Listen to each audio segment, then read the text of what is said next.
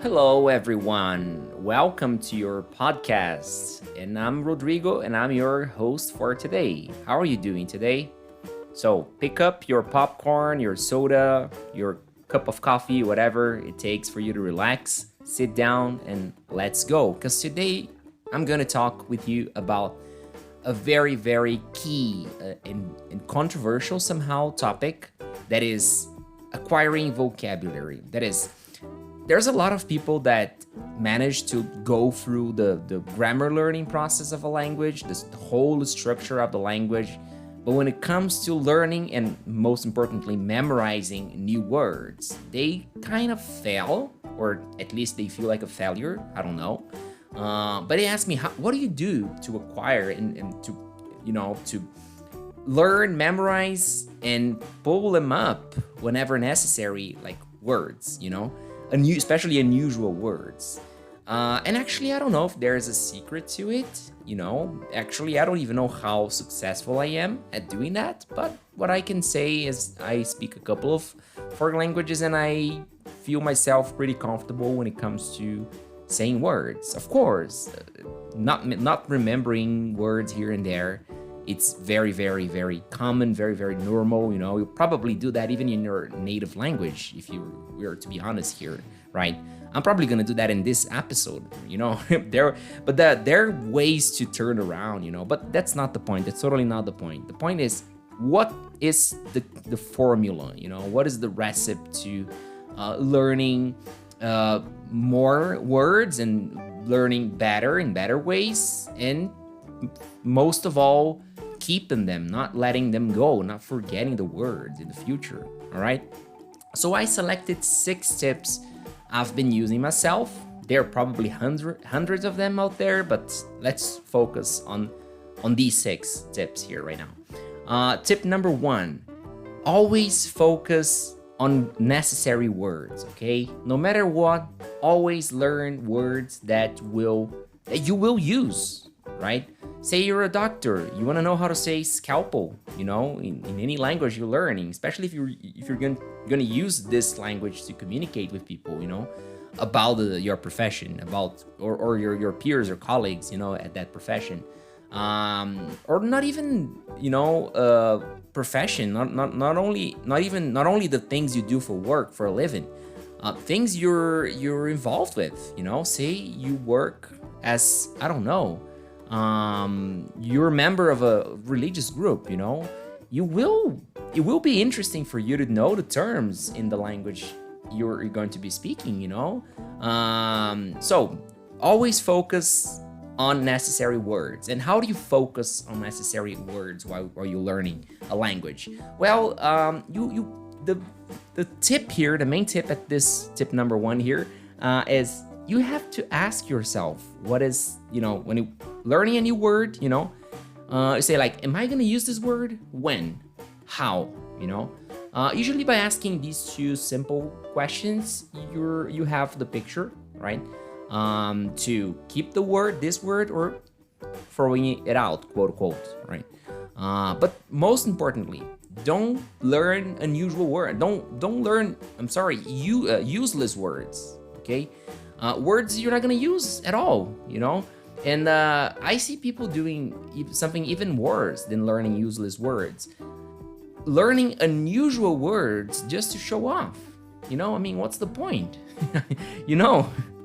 At the end of the day, it's your choice. You keep the words if you like, for whatever reasons you have. But in my humble opinion, that's, this is pointless, totally pointless, So make sure the words you're going to memorize, you're going to use them. It's going to be on your radar. It's going to be surrounding you somehow, this vocabulary, these words, Of course, there's no perfection here. You're always gonna end up learning and memorizing words that will turn out not to be that valuable, as valuable, at least not as valuable as you thought they were. But okay, all right, there's no perfection here, but make sure you keep 95 or 90% of the words you learn in a real situation in your life, like meaning you will really use them. All right, so this is tip number 1. Tip number 2 is association. All right, There are three ways we learn, okay, and no more, as far as I'm concerned, okay. There are three ways we memorize things. I said learn, but what I meant was memorize. That's how we. Three ways. I'm gonna put number one here, which is the only one you're never gonna, have to. You're never gonna want to have it done. That is trauma. All right. When you're traumatized with a situation, or no matter what, but when you're traumatized with something, our brain tends to memorize them, right? So you don't forget. Someone hurts you, you will, in this traumatic situation, picture, and keep the face of that person, or that person, whatever it means, in your memory, right? So this is the one way we memorize things, and we don't really want it, of course. We don't want to learn new words by traumatizing yourselves, but plus because it's dangerous, right? But the other two are more acceptable. Number two is repetition, right? If you're repeating a word over and over again, you will end up learning it. You will end up memorizing it, keeping it, Take words. I think I said that in our previous episode here, but say disease names, right? Like chikungunya and things like that, I don't know but I can totally say that if you would listen to the word, if you would hear the word chikungunya only once in your life, you would never, ever, ever memorize it. There's no way you could do that, right? But you were listening to it over and over again, especially if you're in Brazil right now, okay? So repetition, right? This is an interesting key. It's a little hard work, but it's there. It's on the table. It's cool to use, right? And number three, which is the topic of this tip number two, association. We learn through association. We learn by association, right? I always bring the example to my students. Like, if you're walking on the street, you usually, especially big city, will pass, by hundreds, if not thousands of people in one day, right?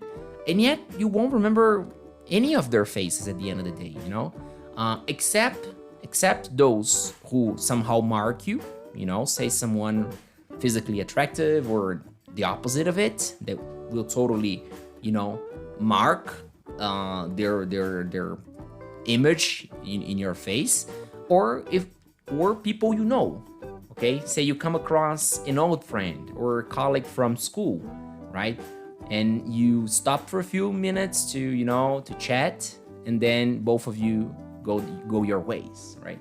At the end of the day, or even at the end of the year for that matter, you will remember that chat, that conversation. You will talk to someone else. Hey, guess who I met earlier today, Why? Because there's an association here, okay? The way there are studies saying that our brain learns through association, okay? So one interesting thing to be said as far as association is concerned is the mnemonic method, okay? Mnemonic goes by MNEMONIC, okay? Mnemonic. You don't pronounce the first M. But what is the mnemonic method? It is associating some piece of information with something else, right? Say, for example, you meet someone called Paul, right? Paul is a very easy name to remember, but say it's not, okay? Say Paul is not a common name as we all know. But and say you have a hard time memorizing or remembering the name of people, But say your brother's name is Paul, okay? You have a brother called Paul. So if the moment this Paul guy introduces himself to you, and you go like, okay, your name's Paul, same name as my brother, you're probably not gonna forget it, Or I'm saying brother here, but can be any acquaintance, or even a famous person, This will make things easier for you to catch them in your brain, I'm talking about the words, of course, right? Be that names, be that real words, But the association method, okay? Try to put things together, okay? Try to get the new words you're learning into context. I'm gonna talk more about it, but try to associate the words you learn with something more, okay? So tip number 3, 4, and the 5, and even 6 go more about it. So let's just jump into them. Tip number 3 is learn the opposites, all right? Not all the words, but most words, most adjectives, no, lots of adjectives have opposites, right? So tall, short, high, low, fat, skinny, and so on and so forth, right? It helps a lot, okay? When you learn a new word, you learn their opposite. It will totally help. It will totally, especially because you will have the simple and very useful, in my opinion, phrase. This is the opposite of that. Say, short is the opposite of tall, and yeah, because if we talk about adjectives, usually the opposites go hand by hand, so to say, right? Pay attention to the conversations you have around, you have around you. Every time someone is talking about someone tall, this person or someone else will inevitably, or most likely talk about someone short. That's my impression, okay? You just tell me what you think about it, but it's very common, I have this impression. That's why I always make sure I learn opposites when I'm learning new words. The words that have opposites, of course.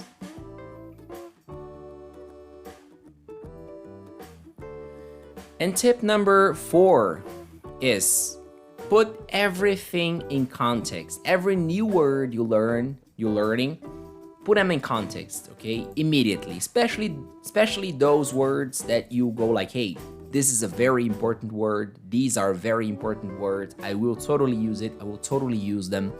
So make sure you put them in context immediately. How do you do that? Well, say them out loud, okay? Talk to people about it.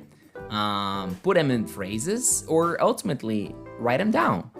Write them down on a notebook, or record yourself speaking them, in phrases, but especially writing down if you're a beginner, if you're a B1 or even an A2, learner, regardless of the language, but, especially English, write them down, visualize, read the phrases you wrote, okay? Make sure a friend of yours or a teacher or someone who knows English, in this case, better than you do, correcting them, have them correcting it or pointing out ways to speak them better. But most of all, put them in context. It's much, much, much more worth it writing a grammatically speaking wrong sentence using the word, especially if it's a noun or an adjective, than not doing anything, Because if you write a phrase in a wrong way, grammatically speaking, you're in your head, you're visualizing, because in your head you're trying to say something, in your head it's correct. The intention is always gonna be correct, right? So put everything in context. Say you're learning the word car, okay? Rather than just going, hey, car, okay? Writing the word car and then the translation in Portuguese, which in Portuguese is carro. Why don't you just go like, I don't have a car, but I wish I had a very beautiful car or a fast car or, quite expensive car or whatever. Because by doing that, you're visualizing the word and you're projecting the word towards your heart, for that matter, right? You're feeling the word, okay? I always say there are two main stages of learning, of the learning process. That is memorizing, okay? That passes by all the steps I mentioned earlier, okay? That is the repetition and the association. But there is one last one. There's a last one that is internalizing the word. Okay, so what does it mean to have a internalized word in your brain. It means that the moment you hear this word, you won't only understand the phrase, but you will immediately and inevitably visualize the phrase. Okay, to put it in a more precise way, say someone says in your native language a wrong sentence, all right, whatever kind of wrong sentence you can think of, but you will immediately notice that, and you will even, depending on the mistake, you will even feel like, hey, wow, that's a harsh mistake or whatever. But you will spot it, right?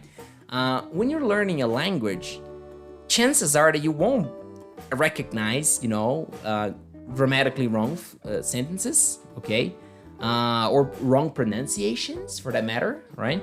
Why not? Because you haven't internalized most of the words. The moment you internalize the words, you will perceive the language in a different way, right?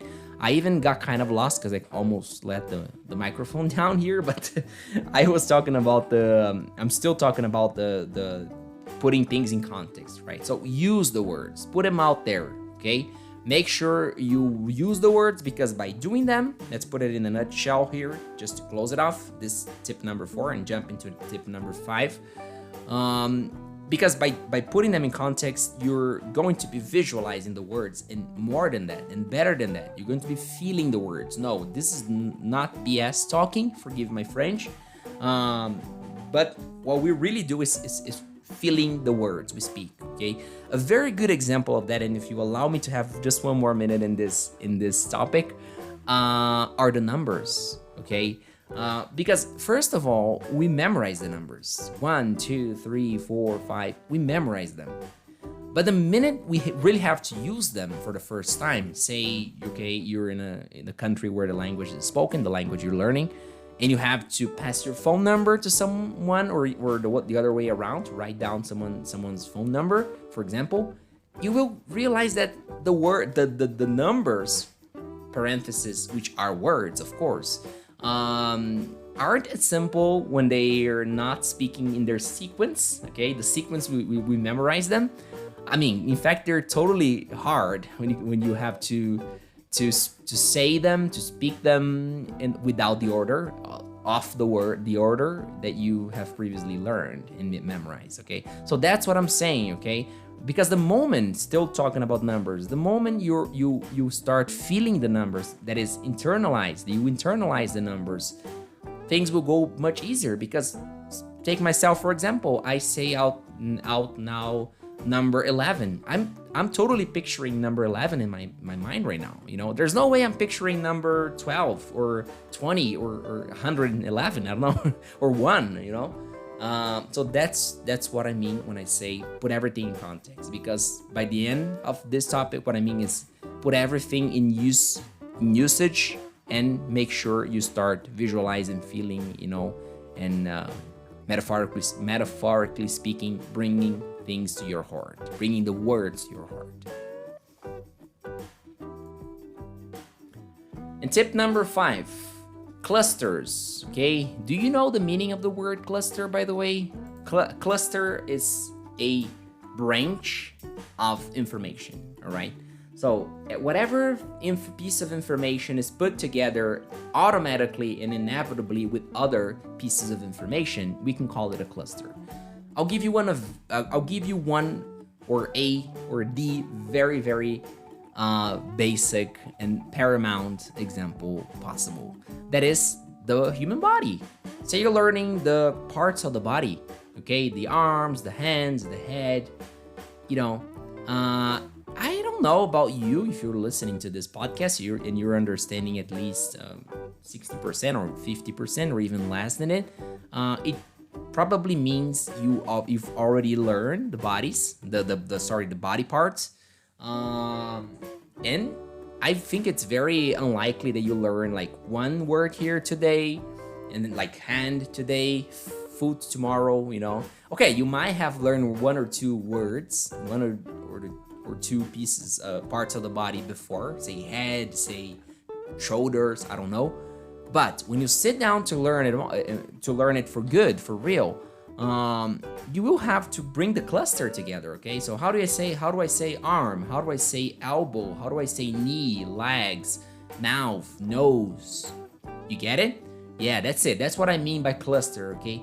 So whatever, lots of things, there's lots of words that will come in clusters, okay? Or will possibly be put in clusters, for that matter, all right?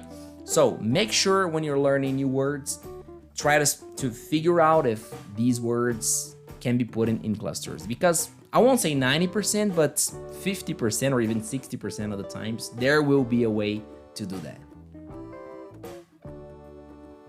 And last, but totally, especially and certainly not least, action. Put the words in action. Use the words, okay? There's no way you're going to learn properly words if you don't put them in action, all right? Of course, we usually, someone who can speak English, will have more than 200,000 words. If you're a native speaker, even more than that. Some people say 1 million words, counting up the phrasal verbs as far as English is concerned. But say Portuguese, if you're a Portuguese speaker, you're a Brazilian or a Portuguese, or you speak Portuguese as your first language. You have 200,000 words in your brain. You know 200,000 words. Yeah, I didn't get it wrong. But do you use 200,000 words on a daily basis? Totally not. No one does. No one uses 200,000 words in one day, all right? So that's it. So you're not gonna use all the words, okay? But first of all, there are words that are not to be used every day, Say the word independence, for example, You don't use it every day. It's a very important concept, of course, but you don't use it every day. And when you have to use it, at least for us Latin language speakers, Brazilians, Portuguese people, Spanish people, Latins in general, Latinos in general,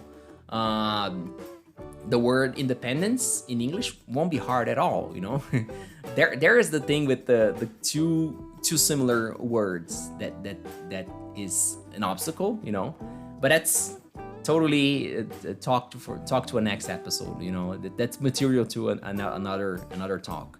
But yeah, put the words in action. Use the words. As I said before, write them down. Memorize short phrases and keep repeating to yourself. Yeah, people are gonna think you're crazy, but guess what? Who cares? You're learning a new language, for Christ's sake. Don't pay attention to whatever it is. Most of the time, people don't even care. I'm just saying they're going to think you're crazy, but they're not even gonna pay attention. Talk to yourself if you don't have anyone else to talk to, but put the words in action. Okay, that's how the magic happens, okay? The more you use the words, the more you use the language, inevitably the more you're using the words. And the more you're using the words of the language, and that includes reading, of course. I was forgetting. Reading. Yeah, reading is a very powerful tool to keep vocabulary, Listen to podcasts, There's not only the active side of a language, there's always the passive side of the language, So listening and reading. And then on the active side of it, writing, speaking, using it. So make sure you go out there and use the words, okay, you're learning. And use the language you're learning, most of all. All right, and that will be all for today. I wait for you in the next episode. Have a good one. Bye.